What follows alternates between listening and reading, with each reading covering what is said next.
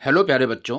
अगर आप सरकारी नौकरी की तलाश में हैं और एसएससी जैसे एग्ज़ाम की तलाश कर रहे हैं, उसका वेट कर रहे हैं कि कब एग्ज़ाम आएगा, तो ये वीडियो आपके लिए है। इस पूरी वीडियो को ध्यान से देखिएगा।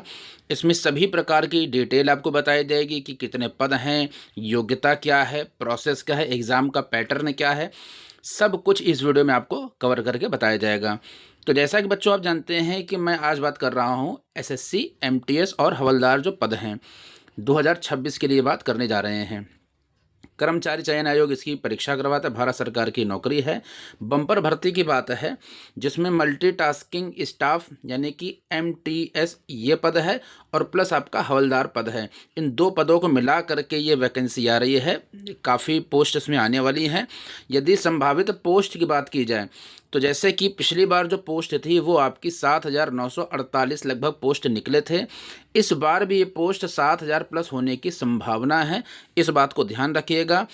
चूँकि एसएससी के 2026 के एसएससी एमटीएस के कैलेंडर में संभावित जो वैकेंसी है अभी वो नहीं बताई गई है, लेकिन पिछले साल को आधार मान करके और पिछले अन्य 2023, 2024, 2025 के जो वैकेंसीज उसको आधार माने तो 7,000 प्लस वैकेंसी आने की संभावना यहाँ पर बनी हुई है। खास बात क्या है कि हर साल निकलती है, जैसा कि मैंने आपको बताया 2023, 2024, 2025, इस बार 2026 की वैकेंसी की बात हम लोग कर रहे हैं।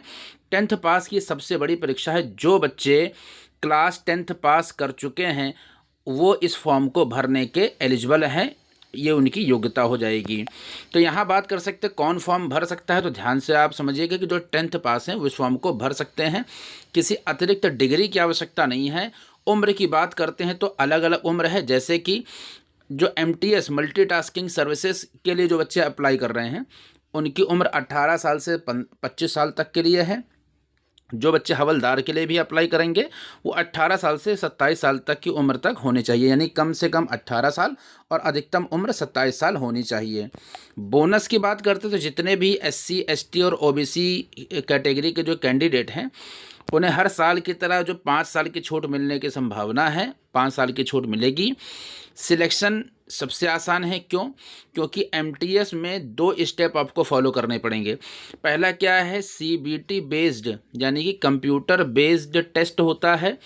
उस टेस्ट के बाद आप अगर इस टेस्ट को पास कर लेते हैं तो आपका सीधे वेरिफिकेशन होगा, किसका? डॉक्यूमेंट वेरिफिकेशन हो जाएगा, ठीक है ना। यानी कि बात करते हैं तो पहला स्टेप क्या है कि कंप्यूटर बेस्ड टेस्ट होगा, वो आपको देना होगा। इसे जब आप क्वालिफाई कर लेते हैं तो डॉक्यूमेंट आपका वेरिफिकेशन होगा, और अगर इस डॉक्यूमेंट वेरिफिकेशन में भी आप पास हो जाते हैं तो आपको नौकरी मिल जाएगी।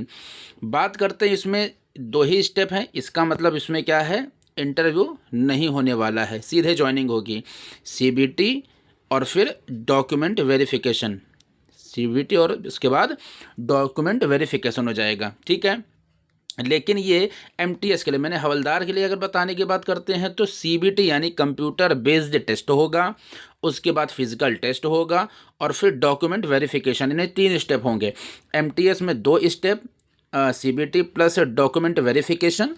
हवलदार के लिए 3 स्टेप, सीबीटी, फिजिकल टेस्ट और डीवी यानी कि डॉक्यूमेंट वेरिफिकेशन। फिजिकल के लिए अगर बात कर लेते हैं किस तरीके से क्या इसका प्रोसेस है, तो आप यहाँ समझ लेना कि आपको क्या करना है। आपको 2 फिजिकल प्रोसेस करने होंगे। पहला तो पैदल चल कर दिखाना होगा और दूसरा साइकिलिंग करके दिखानी होगी। जो पुरुष वर्ग हैं उनके लिए 15 मिनट में उन्हें 1600 मीटर दौड़ करके दिखाना है। महिलाओं के लिए 20 मिनट में आपका 1 किलोमीटर की दौड़ करनी होगी। इसी के साथ साइकिलिंग की बात करते हैं तो पुरुष वर्ग को 30 मिनट में 8 किलोमीटर और जो महिला वर्ग को 20 मिनट में 3 किलोमीटर साइकिल चला करके दिखानी होगी, ठीक है। अगर एग्ज़ाम पैटर्न की बात करते हैं तो सबसे ज़रूरी यही है, एग्ज़ाम पैटर्न को समझ लेना, क्योंकि सिलेक्शन इसको समझ करके ही होता है। तो एग्ज़ाम पैटर्न की बात करते हो तो देखिए 90 मिनट का कुल खेल है। आपको आपके जीवन के 90 मिनट उस दिन देने जिस दिन आपकी परीक्षा होगी, और इस दिन के आधार पर यही 90 मिनट आपका भविष्य तय कर देंगे, ठीक है। तो कुल सवाल कितने आते हैं, तो कुल सवाल 90 आते हैं। 90 गुणे 3 यानी 270 नंबर के कुल अंक के ये आपके ये जो सवाल होंगे 90 सवाल होंगे। हर एक सवाल 3 अंक का होगा और 90 मिनट भी इसको करने के लिए आपको मिलेंगे, ठीक है। इसके अलावा जो है अगर और बात करते थोड़ी सी इसकी, तो आप इस बात को समझ लीजिएगा कि जो एसएससी एमटीएस है, मल्टीटास्किंग सर्विसेज, ये क्या करता है, कंप्यूटर आधारित परीक्षा यानी कि सीबीटी कराता है, कंप्यूटर बेस्ड एग्जाम करवाता है। परीक्षा 2 सत्रों में होती है, दोनों सत्रों में शामिल होना अनिवार्य। ऐसा नहीं कि आपने सेशन 1 दे दिया और सेशन जो 2 है उसको स्किप कर दिया, ऐसा नहीं। आपको सेशन 1 भी देना होगा, सेशन 2 भी देना होगा। 2 सत्रों में परीक्षा होती है। प्रत्येक सत्र आपका 45 मिनट का होता है। इसी प्रकार मिलाकर मैंने आपसे बताया ना कि 45-45 मिला करके 90 मिनट का आपका क्या होगा, ये एग्ज़ाम होगा। तो जो सत्र 1 होगा या जो सेट 1 होगा या जो सेशन 1 होगा, उसमें क्या है, आपका 45 मिनट का समय होगा। उसमें आपकी मैथ्स पूछी जाएगी और रीजनिंग पूछी जाएगी। 20 प्रश्न होंगे मैथ्स के, 20 प्रश्न होंगे रीजनिंग के। 3-3 अंक के मिला करके 60-60 अंक के, यानी कि टोटल 120 अंक यहाँ पर आपको देखने को मिल रहे हैं गणित और तर्क शक्ति से। दूसरी बात क्या हो जाएगी, सत्र 2 में क्या होगा, 45 मिनट का ये भी होगा। इसमें आपकी जर्नल अवेयरनेस और जीके आती है, जर्नल अवेयरनेस और जीके, और प्लस नेक्स्ट जो होगा वो हो जाएगा अंग्रेजी भाषा, ठीक है, इंग्लिश लैंग्वेज और कॉम्प्रीहेंशन आएगा। यहाँ पर समझने वाली बात है कि 25-25 प्रश्न होंगे। जैसे सत्र 1 में 20 प्रश्न, तो यहाँ पर 25 प्रश्न, एक प्रश्न 3 अंक का, 25 प्रश्न कुल मिला करके कितने हो जाएंगे, 75 अंक का। 75 अंक का ये हो जाएगा। दूसरा यहाँ पर क्या हो जाएगा, यहाँ पर 75 अंक का हो जाएगा, सॉरी यहाँ माफ़ कीजिएगा, यहाँ 60 लिखा है, यहाँ पर हो जाएगा 75 अंक का, यानी कि 25 प्रश्न गुणे 3 बराबर 75 अंक। तो 120 वो और 150, 75, 75, 150, कुल मिलाकर मैंने आपको कितने अंक बताए थे, 270 अंकों की ये परीक्षा आपकी होगी। 270 अंकों की आपकी कितनी हो जाएगी, ये परीक्षा आपकी हो जाएगी, इस बात को ध्यान रखिएगा। नेगेटिव मार्किंग की अगर बात करते हैं तो सत्र 1 में, यानी जो मैथ्स और रीजनिंग वाला जो पोर्शन है वहाँ पर नेगेटिव मार्किंग नहीं है, लेकिन जो सत्र 2 जहाँ पर आपको जीके, जीएस और इंग्लिश पूछी जा रही थी, वहाँ पर 1 नंबर आपके कटेंगे अगर आपने एक प्रश्न गलत किया है। तो एक प्रश्न पर एक अंक कटेगा, सही करने पर 3 अंक पूरे मिल जाएंगे, ठीक है। दूसरी बात समझ लेते हैं कि योग्यता का चयन सत्र 1 केवल क्वालिफाइंग प्रकृति का है। मेरिट लिस्ट मुख्य रूप से सत्र 2 के प्रदर्शन के आधार पर तैयार की जाती है। तो प्रकृति जो सेशन 1 है या जो सत्र 1 है वो सिर्फ क्या है, क्वालिफाइंग है। वो किस तरीके से उसकी कट ऑफ जाती है उसके हिसाब से उसको तय करना होता है कि कितनी कट ऑफ जाएगी, ठीक है। तो पेपर दोनों भाषाओं में दे सकते हैं, ठीक है ना। सैलरी की बात कर ले तो सैलरी भी आपकी ठीक ठाक है, 22 से 25 हज़ार हर महीने हाथ में, तकरीबन 25 हज़ार तो नहीं लेकिन तकरीबन 35 हज़ार तो आपके हाथ में लगभग ये आती है, क्योंकि इसमें तमाम चीज़ें DHRA और सारी चीज़ें मिला लेते हैं, प्लस मेडिकल फैसिलिटी भी आपको मिलती है। मुफ्त मेडिकल फैसिलिटी सरकारी नौकरी के अंतर्गत आपको मिल सकती है। फॉर्म की फ़ीस की अगर बात करते हैं तो ये भी इम्पॉर्टेंट है।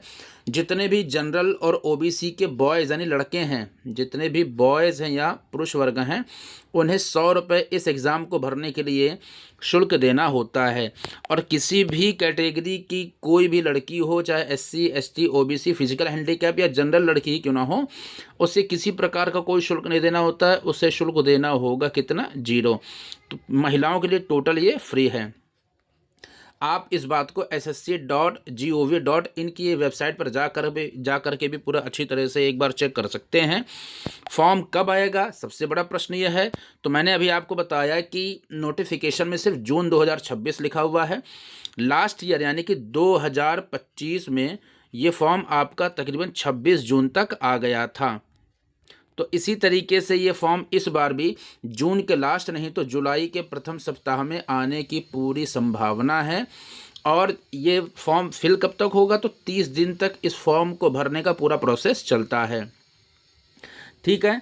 इसी तरीके से एग्ज़ाम जो है वो सितंबर-नवंबर के आधार पर मानी जा सकती है। जिस हिसाब से इधर डिले होगा एग्ज़ाम के में भी उसी हिसाब से डिले होता चला जाएगा। तो सारी डिटेल थी, आप जल्दी जाइएगा, जब ये फॉर्म निकले इसको फिल कर दीजिएगा। और फॉर्म का इंतज़ार करने की अपेक्षा मुझे ऐसा लगता है कि आपको एग्ज़ाम की जो प्रिपरेशन है, एग्ज़ाम की तैयारी आपको अभी से शुरू कर देनी है। और एग्ज़ाम की तैयारी करने के लिए चैनल को सब्सक्राइब ज़रूर कर लीजिएगा। मैं ज़रूर आपके लिए मॉक टेस्ट है, जो भी कंटेंट है सब लेकर के आऊँगा। मिलते हैं नेक्स्ट इसी तरीके के वीडियो में। वीडियो अच्छी लगे तो उसको लाइक कर दीजिएगा, सब्सक्राइब जरूर करिएगा ताकि नोटिफिकेशन आए और आपको हर एक वीडियो मिलते रहे, कोई भी वीडियो आपसे मिस ना हो जाए। जय हिंद, जय भारत।